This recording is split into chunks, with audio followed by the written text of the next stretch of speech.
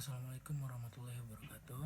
Saya Soleh Budianto. Di sini saya akan menjelaskan tentang analisa pada rancangan tapak site A pada desain Pusdiklat. Untuk yang pertama tentang analisa makro. Di sini analisa makronya adalah Jagakarsa. Untuk batas wilayah Jagakarsa tersendiri itu adalah pada sisi utara adalah jalan tol TB Simatupang sampai Poltang 1. Untuk bagian sisi selatan Depok, sisi timur Sungai Ciliwung, dan sisi barat Sungai Krukut. Pada Jagakarsa ini terdapat 6 kelurahan. Itu Kelurahan Tanjung Barat, Lenteng Agung, Jagakarsa, Ciganjur, Srengseng Sawah, dan Cibedak. Untuk gambar yang ada di sebelah kiri dengan legenda site berwarna merah dan biru. Untuk garis putus-putus itu untuk radius, ada radius 500 meter, radius 1000 meter, dan 1500 meter, dan jalan utamanya bergaris biru. Untuk sisi utara jalan utama itu mengarah ke Cilandak, dan sisi selatannya mengarah ke Depok, dan sisi barat mengarah ke Cinere.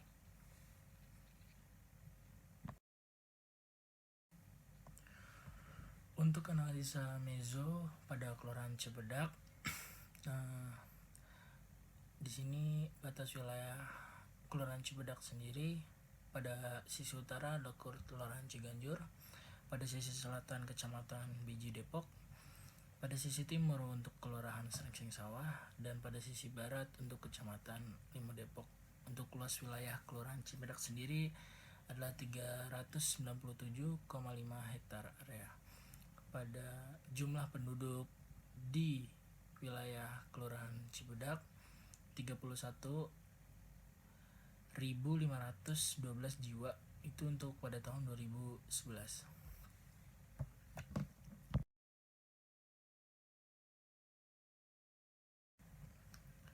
Pada analisa mikro sendiri dengan legenda panah berwarna merah itu site, dan garis merah itu radius, garis putus-putus, dan untuk garis tebal warna hitam merupakan jalan utama, dan garis tipis putus-putus merupakan jalan alternatif. Terdapat 3 radius yang akan dirincikan untuk radius 100 meter, 200 meter, dan 300 meter. Pada area ibadah terdapat 7 area ibadah pada radius 300 meter, dan area ibadah terdekat adalah Masjid Jami Asy-Syakirin, terletak pada radius kurang dari 300 meter dari site.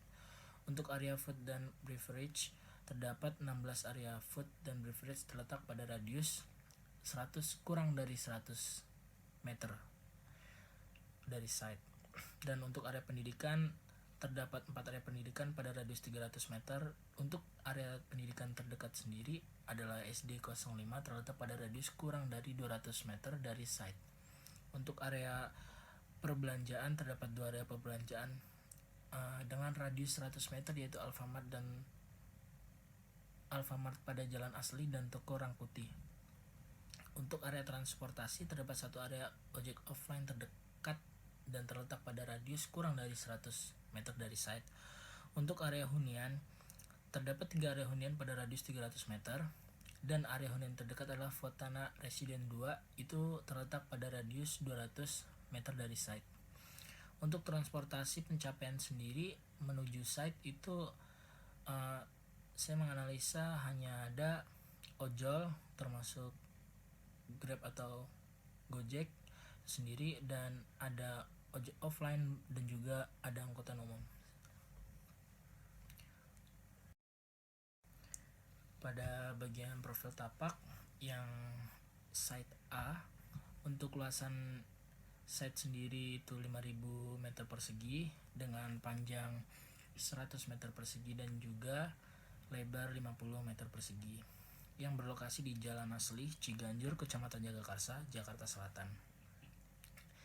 dengan batasan tapak yaitu pada sisi utara adalah Masjid Jami Asyakirin dan pada sisi selatan adalah Ruko Jalan Asli Muhammad Kafi, dan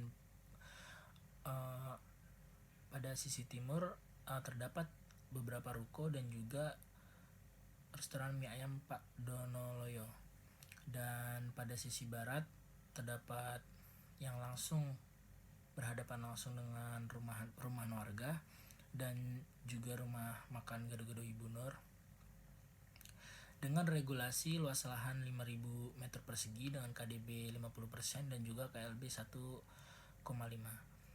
yang menghasilkan KDB 2.500 meter persegi dan juga KLB-nya itu 7.500 meter persegi.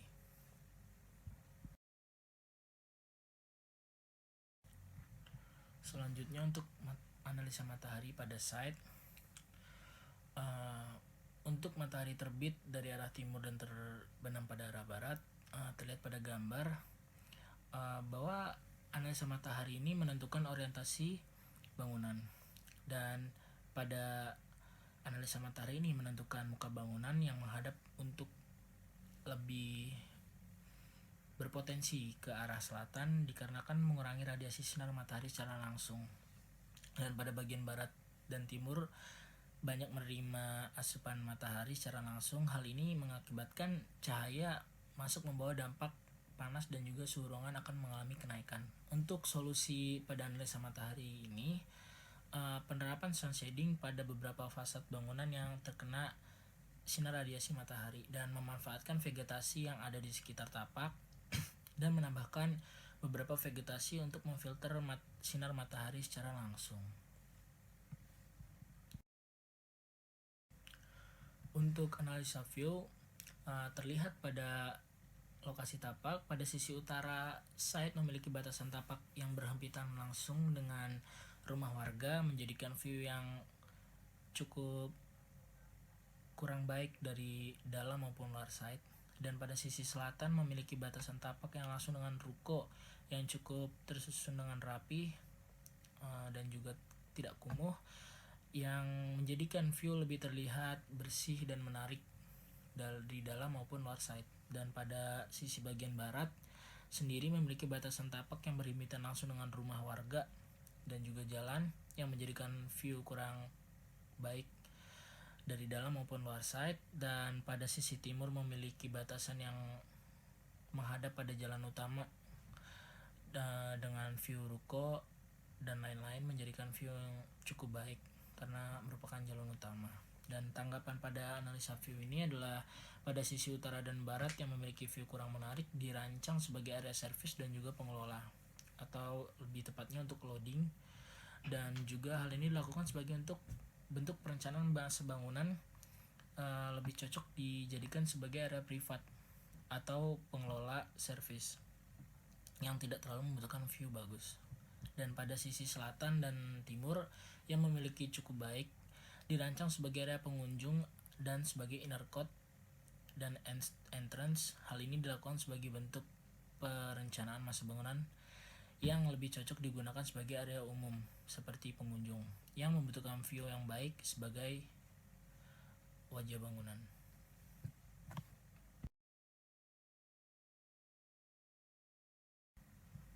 Pada analisa kebisingan sendiri, pada sisi utara memiliki batasan tapak yang berhimpitan langsung dengan rumah warga yang memungkinkan tingkat kebisingan itu sendiri rendah dari luar site.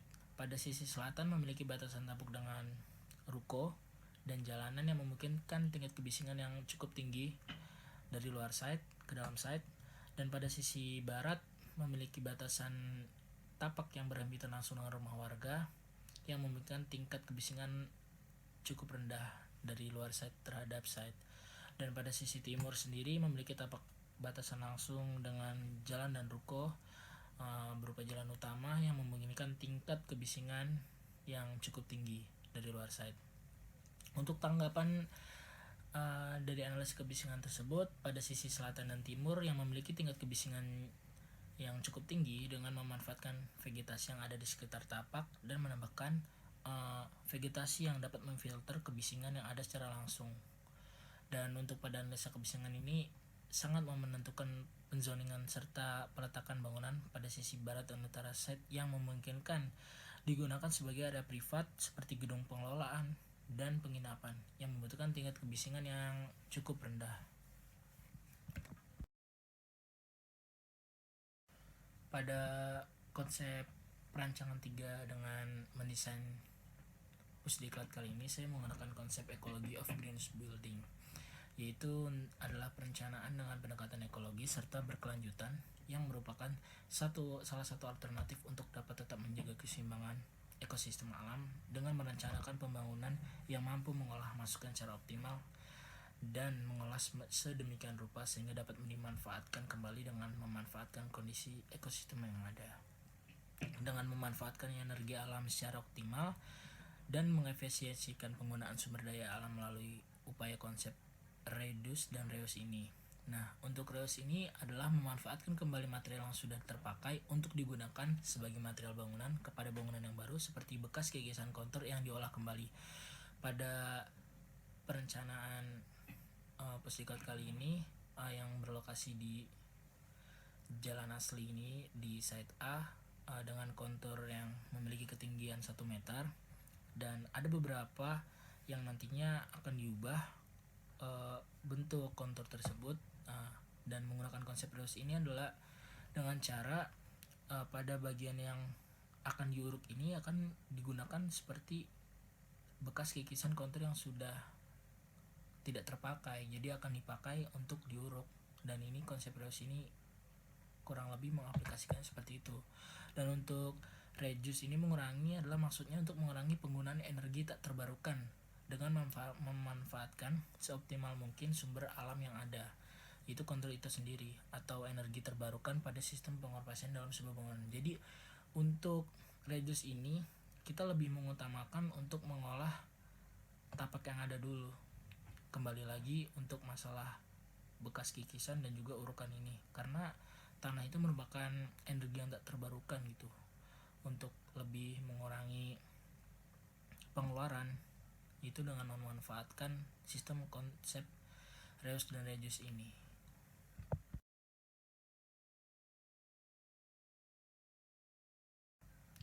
Dan juga pada konsep ini saya menggunakan green buildings ya, memperhatikan untuk penyelesaian sirkulasi ruang hijau untuk menghubungkan keterkaitan dengan konsep green building tersebut. Nah, ada beberapa gambar referensi ini seperti inner court, drive up, dan juga pedestrian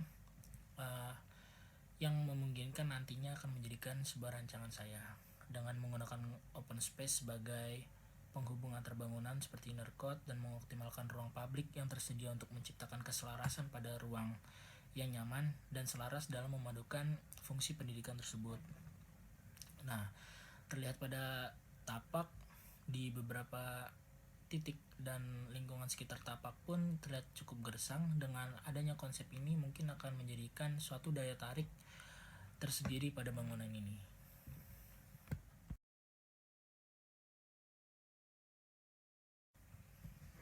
Untuk gubahan massa, jadi gubahan massa ini merupakan hasil dari beberapa analisa yang saya sudah jabarkan tadi. Untuk gubahan massa ini sendiri saya mendapatkan 3 bentuk bangunan, yaitu gedung penginapan berwarna kuning dan gedung yang berwarna hijau merupakan gedung servis dan fasilitas, dan gedung yang berwarna biru merupakan gedung pengelola. Dari hasil analisa matahari menentukan bentuk bangunan yang memanjang untuk mengurangi paparan radiasi sinar matahari, serta menentukan orientasi bangunan dan muka bangunan yang menghadap ke sisi selatan. Dan juga dari analisa kebisingan menentukan zoning masa bangunan seperti penentuan zona penginapan dan zona pengelola. Pada gedung penginapan diletakkan pada area yang dengan tingkat kebisingan yang cukup rendah. Dan untuk analisa view menentukan sirkulasi bukaan muka bangunan serta akses-akses pada tapak seperti area drop off yang terletak pada selatan dan timur bangunan, dikarenakan pada sisi selatan dan timur bangunan merupakan akses utama juga dan memiliki potensi arah muka bangunan gitu. Dan area loading dan pengelola ditinjau dengan lingkungan sekitar lebih mendukung untuk area privasi yaitu pada bagian sisi barat dan juga sisi utara, itu untuk mempermudah akses pengelola. Pada bagian blockchain ini dapat mengetahui dan juga nantinya dari hasil analisa ini dapat dipadukan dan diaplikasikan pada desain rancangan saya, seperti draft ops saya letakkan pada bagian sisi timur side karena merupakan jalan utama dan juga muka bangunan yang nantinya akan memudahkan pengunjung untuk datang dan menjadikan akses itu sendiri pada bangunan. Dan inner court yang diberi simbol nomor 5, terdapat 2 inner court di sana. Inner court untuk akses pengelola terhadap 2 bangunan dan inner court dari pengunjung ke arah bangunan. Dan juga pada nomor 6 itu merupakan lapangan, dan untuk nomor 7 adalah loading dock, akses pengelola dan parkir. Mungkin kurang lebihnya akan seperti itu rancangan yang akan saya buat.